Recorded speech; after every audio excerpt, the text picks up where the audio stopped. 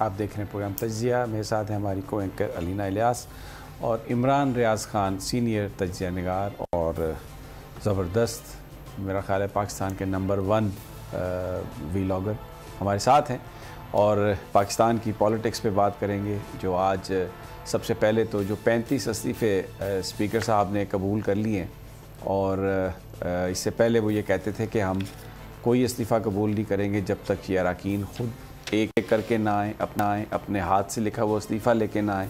लेकिन क्योंकि कल इमरान खान साहब ने यह ऐलान किया कि हम असम्बलियों में वापस जा सकते हैं और आज फवाद चौधरी साहब ने कहा कि हमें पार्लिमानी लीडर ऑफ द अपोजिशन और public accounts committee Tehreek Insaf को मिलनी चाहिए क्योंकि हम बड़ी अपोजिशन जमात हैं।